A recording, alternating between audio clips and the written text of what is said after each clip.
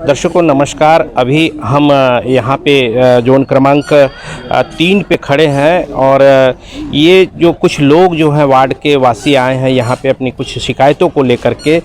ये शिकायत जो है स्थानीय पार्षद वार्ड क्रमांक 10 रानी लक्ष्मीबाई वार्ड से है कि पार्षद के खिलाफ पार्षद के ऊपर आरोप लगाया जा रहा है कि वो कहीं ना कहीं किसी प्रकार से जो शासकीय भूमि पर अतिक्रमण करने की कोशिश कर रहे हैं। ये सबसे बड़ा एक खबर है और इस पर जो है वार्ड के वासी और पूर्व पार्षद है वो भी यहाँ पे स्थानीय लोगों के साथ शिकायत लेकर के पहुँचे हुए हैं और क्या कुछ उनकी शिकायतें हैं और क्या समस्या है जो जोन कमिश्नर के पास वो आए हैं और जोन कमिश्नर से अपनी ज्ञापन सौंपे। और मैं आपको कुछ तस्वीरें दिखाने की कोशिश करूंगा कि ये तस्वीरें जो है उसी स्थान का है कि अवैध कब्जा किया जा रहा है। कुछ दिन पहले कुछ सालों पहले जो है यहाँ पे एक 3 मंजिला इमारत का भी निर्माण किया गया है और क्या समस्याएं हैं वार्ड में जो पार्षद के खिलाफ जो है शिकायत दर्ज कर रहे हैं, तो हम जानने की कोशिश करते हैं। ये सारे लोग जो हैं वार्ड के यहाँ पे आए हुए हैं और क्या समस्याएं हैं इनकी,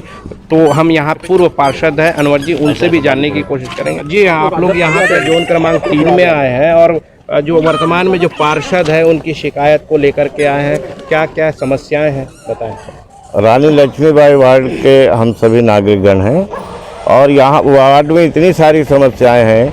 साफ़ सफाई के नाम से कहीं पर कोई साफ़ सफाई नहीं, जगह जगह कचरा है, नाली बजा रही है, इस पे पार्षद का ध्यान नहीं जाता है। जहाँ पर भी कोई भी मकान अपना निर्माण करता है कोई गरीब आदमी, तो वहाँ पर वसूली करने के लिए पहुँच जाती है।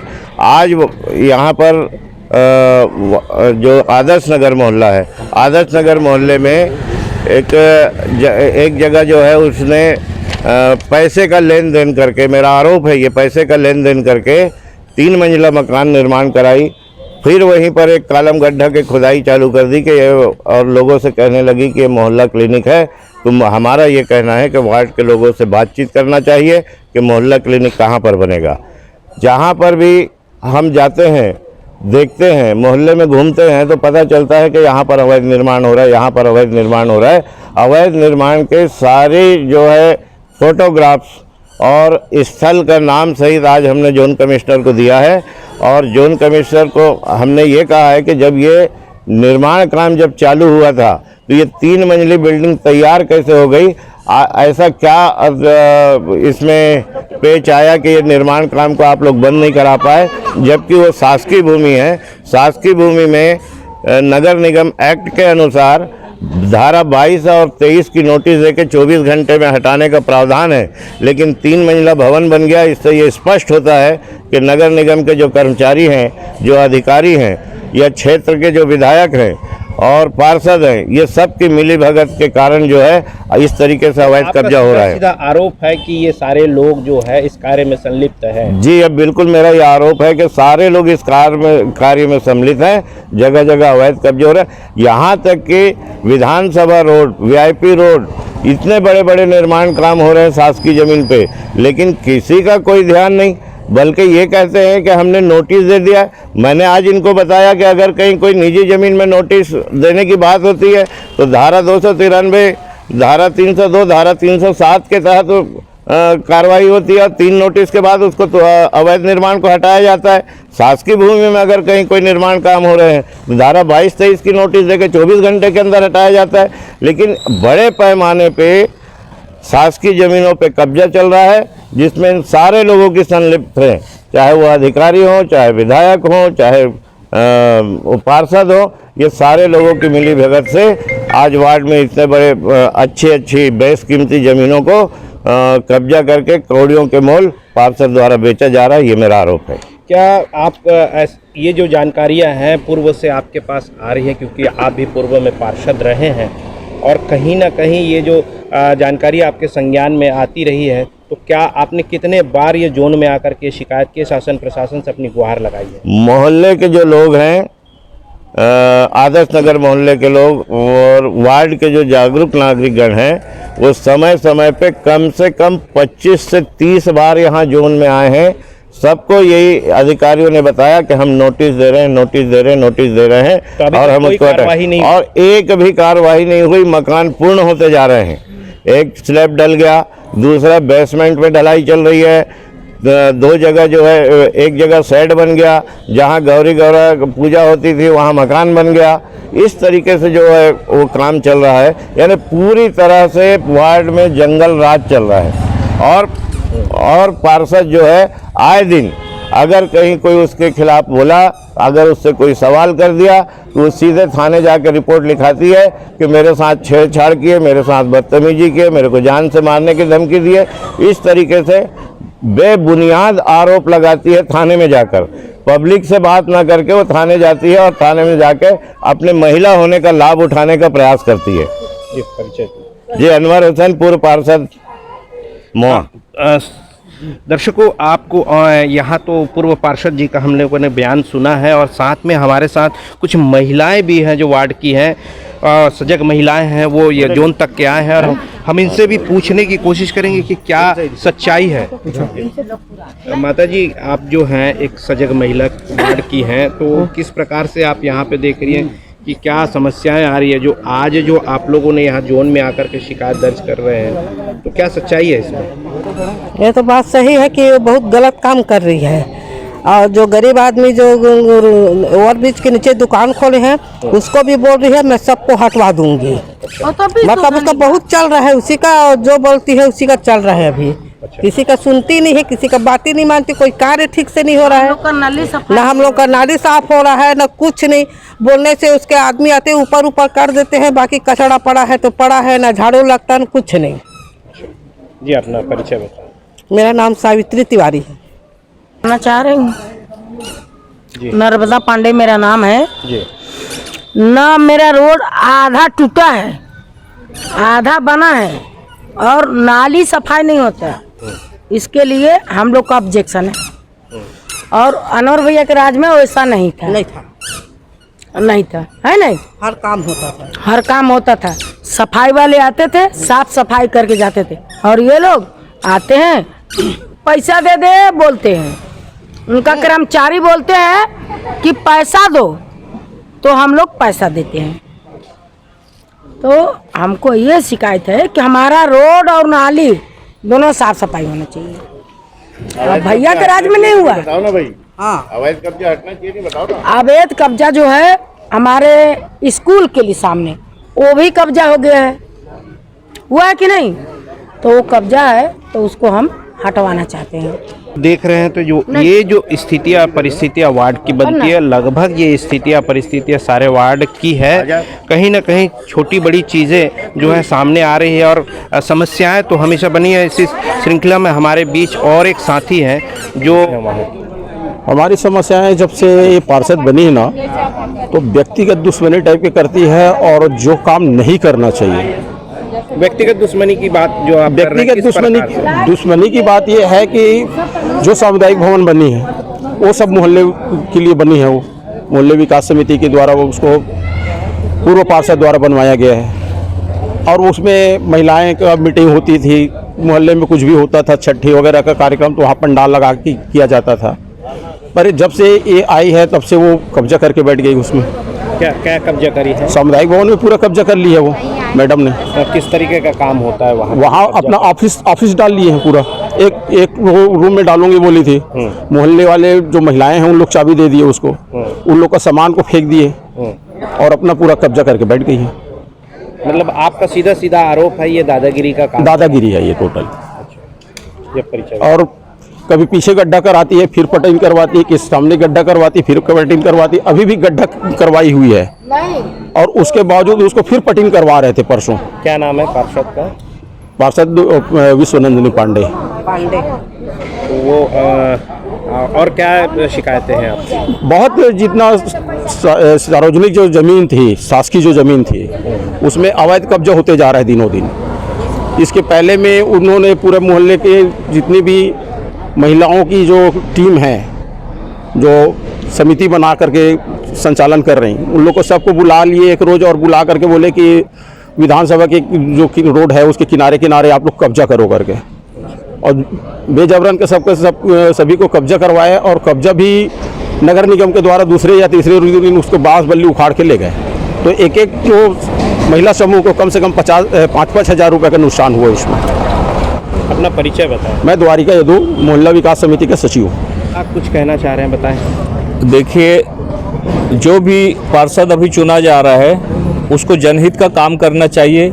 सभी की सुविधाओं, मोहल्ले में जितने भी नागरिक हैं, चाहे वो किसी भी जात धर्म के हों, उन सब का ख्याल रखते हुए काम को करना चाहिए, जनहित का काम करना चाहिए।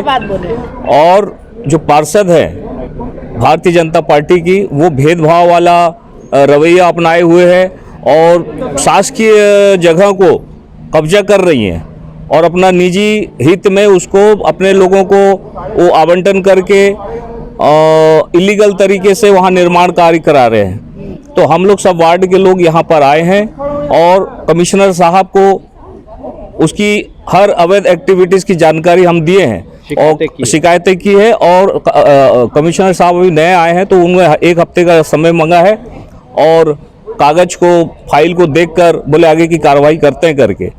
और अगर इसी तरह ढीला रवैया रहा और अवैध निर्माण को अधिकारी लोग बढ़ावा देते रहे तो हम लोग और बड़ा आंदोलन करेंगे, बड़ा धरना प्रदर्शन करेंगे और किसी भी इलीगल काम को होने नहीं देंगे वार्ड में। मैं प्रसन्न पांड्या, आम आदमी पार्टी से। तो दर्शकों, आपने सुना कि भारतीय जनता पार्टी की एक पार्षद की जो दादागिरी की कहानी, यहाँ जो सारे लोगों ने उनके खिलाफ जो बयानबाजी की है और वह शिकायतें भी दर्ज की है कमिश्नर को जोन क्रमांक 3 में आकर के। ये सबसे बड़ा प्रश्न है कि एक पार्षद जो जनप्रतिनिधि है, जनता का विश्वास जीतने वाला, कहना चाहिए कि एक बहुत बड़ी बात है कि जनता को हमेशा उन जनता के अच्छे के लिए चुनी जाती है और जनता के हमेशा किसी भी वर्ग की कोई भी हो उनका सहयोग करना चाहिए। तो यहाँ पे जो अभी हमारे सामने जो खबर आ रही है वो निश्चित रूप से मन को बहुत ज़्यादा दुखी करने वाली बात है, शर्मनाक बात है। हम अब जाकर के कमिश्नर के पास हुआ है, उससे जोन कमिश्नर से भी जाकर के हम बात करने की कोशिश करेंगे कि जो शिकायतें आई है उसका निवारण कब तक के होगा और क्या कार्रवाई होगी। तो ये जो जोन क्रमांक 3 के आप कमिश्नर हैं और आपके पास अभी जो है पूर्व पार्षद वार्ड क्रमांक 10 की जो शिकायतें आई हैं कि कहीं पे जो है वर्तमान जो पार्षद है वो अवैध निर्माण की जो बात आई है सामने, तो कहाँ तक ये सही है, क्या सच्चाई है इसकी? अभी तो मेरे पास आवेदन आए हैं, ठीक है। आवेदन के अकॉर्डिंग हम उसकी जांच कराएंगे। जांच के बाद जो भी वस्तु स्थिति होगी हम आपको अवगत करा देंगे। तो कुछ बाहर जो कह रहे थे, जो वार्डवासी आए थे कि आपने 1 हफ्ते का जो समय लिया है, 1 हफ्ते के अंदर कोई भी 1 सप्ताह के लिए मैंने कार्रवाई करेंगे। हाँ, 1 सप्ताह के लिए मैंने जांच का वचन लिया है। जांच के बाद जो वस्तु स्थिति आएगी उसके आधार पर कार्रवाई की जाएगी। शिकायतकर्ता जो मुख्य चिकित्सा एवं स्वास्थ्य अधिकारी के कार्यालय में अपनी शिकायत को लेकर के यहाँ पहुँचे हैं और इनसे जानने की कोशिश करते हैं कि ये जो मुख्य चिकित्सा अधिकारी जो है इनके बीच की क्या कमरे के अंदर जो बातें हुई हैं, किस प्रकार की बातें हुई हैं, हम इनसे जानने की कोशिश करेंगे। महोदय, ये बताइए कि जो मुख्य चिकित्सा अधिकारी के पास आप जो शिकायत लेकर के आए थे, वो शिकायत के तहत मुख्य चिकित्सा अधिकारी ने क्या आश्वासन दिया आपको? डॉक्टर चौधरी मुख्य चिकित्सा अधिकारी जी ने कहा है कि हम जो मोहल्ला क्लिनिक बना रहे हैं उसमें कोई नया स्ट्रक्चर, नया भवन बनाने का नहीं है। अगर वो बन रहा है तो वो गलत है और हमने जो आपत्ति लगाई कि वहाँ पर मोहल्ला क्लिनिक नहीं बनना चाहिए, जिसको उन्होंने माना है इस बात को कि वहाँ पर नहीं बनेगा और हमको जो है कहीं पर कोई निर्माण काम नहीं करना है कहा उन्होंने। तो हमने उनको सुझाव दिया है कि आप आश्रय केंद्र जो है वहाँ पर हमारा शासकीय भवन है, पार्किंग की जगह है, लोग आसानी से आ जा सकते हैं। तो उन्होंने इस बात को, हमने फ़ोटोग्राफ से भी दिया उनको, उन्होंने स्वीकार किया कि हम यहाँ पर बनाएंगे और हमको नया स्ट्रक्चर कहीं पर भी तैयार नहीं करना है, ये हमें परमिशन नहीं है और वहाँ पर जहाँ आप लोगों की आपत्ति है वहाँ नहीं बनेगा, ऐसा उन्होंने हमें आश्वासन दिया है। क्लिनिक की जो बात है वो हर वार्ड में आवश्यक भी है, तो उसके लिए आप लोगों ने क्या चर्चा दोनों के बीच में हुई? हम दोनों के बीच में ये चर्चा हुई कि भाई जैसा इन्होंने कहा कि हमको कोई नया स्ट्रक्चर तैयार नहीं करना है, हमारे पास हमको ऐसा आदेश नहीं है, तो हमने कहा कि ठीक है, हम आपको शासकीय भवन उपलब्ध करा देते हैं। आश्रय केंद्र जो है हमारा, आप वहाँ पर मोहल्ला क्लिनिक चालू कर दीजिए। तो उन्होंने कहा कि ठीक है, हम वहीं पर करेंगे, हम आपसे और बात कर लेंगे और बात करके हम वहाँ पर चालू कर देंगे। हमको नया स्ट्रक्चर नहीं बनाना है। और यहाँ जो चल रहा था कि नया स्ट्रक्चर खड़े करने का, ये पूरी तरह से अवैध है कि किसी प्रकार का कोई नया स्ट्रक्चर खड़े नहीं करना है और मोहल्ला क्लिनिक चालू करना है, शासकीय भवन में चालू करना है। वहाँ पे जो भी शासकीय भवन है उसमें ही हमर क्लिनिक की जो व्यवस्था होनी चाहिए, ऐसा यहाँ के जनता का भी कहना है। और मुख्य चिकित्सा अधिकारी भी स्पष्ट रूप से कह रहे हैं कि इसके लिए कोई नया निर्माण की आवश्यकता नहीं है। कोई नया निर्माण की आवश्यकता नहीं है, ना उसके लिए कोई बजट है, ना कोई सैंक्शन है। ये जो हमारी जो आपत्ति थी कि वहाँ नया काम क्यों चालू हो रहा है, क्यों कॉलम का गड्ढा खोदाई हो रहा है, तो इन्होंने स्पष्ट रूप से कहा कि ये हमारे तरफ से ऐसा कुछ नहीं है। शासकीय भवन अगर कहीं है तो वहाँ अपने को मोहल्ला क्लिनिक खोलना है, कोई नया निर्माण काम नहीं करना है। तो हमारी आपत्ति को उन्होंने बोला कि आप लोग की आपत्ति सही है और जो शासकीय भवन है हम उसी में मोहल्ला क्लिनिक चालू करेंगे, ऐसा उन्होंने आश्वासन दिया है। जो है मुख्य चिकित्सा एवं स्वास्थ्य अधिकारी ने ये बिल्कुल स्पष्ट कर दिया है कि हमें नए निर्माण की आवश्यकता नहीं है। हर वार्ड में जो शासकीय भवन बने हुए या किसी प्रकार का और बहुत सारे भवन बने रहते, उसी में ही हमर क्लिनिक प्रारंभ करने का प्रावधान है। और अगर कहीं इस प्रकार की शासकीय भवन ना हो तो ही नया निर्माण करने की व्यवस्था की जा सकती है, परंतु शासन से कोई भी ऐसा दिशा निर्देश नहीं है कि नया निर्माण करके ही हमारे क्लिनिक को प्रारंभ किया जाए। तो आप हमारे साथ बने रहिए, देखते रहिए खास खबर। मैं दीपक मजूमदार, आप देख रहे हैं हल्ला बोल न्यूज़। महोदय, अभी जो वार्ड क्रमांक 10 और जोन क्रमांक 3 से जो कुछ लोग यहाँ पे आए थे शिकायतकर्ता के रूप में और आपसे जो है संबंधित शिकायत किए हैं, तो उसका निराकरण के लिए आपकी तरफ से क्या कमिटमेंट है? हाँ, अभी आए थे, वहाँ पर हमारे क्लिनिक बनने का है, तो हमारे क्लिनिक के लिए जगह में दिक्कत आ रही है। उनका जो कहना था, तो मैं उनको बोला मैं खुद इसको पर्सनली खुद देखकर जो भी चीज़ें अच्छी होगी वही करवाएंगे। तो उसके लिए मैं नगर निगम के साथ भी बात करके दोनों जो बेहतर होगा वही वो काम करवाएंगे। क्या हमारे क्लिनिक के लिए नया निर्माण की आवश्यकता है या शासकीय भवन नहीं, शासकीय भवन एक रहता है, उसी के साथ रिनोवेट करके हम लोग हमारे क्लिनिक में डेवलप करते हैं। नया निर्माण की आवश्यकता तो नहीं है? नहीं, नया भवन बनने का नहीं है अभी तक। अच्छा, कोई शासकीय भवन है, शासन से कोई इस तरह का दिशा निर्देश नहीं है? शासकीय भवन उपलब्ध होना चाहिए, उसी को रिनोवेट करके हम लोग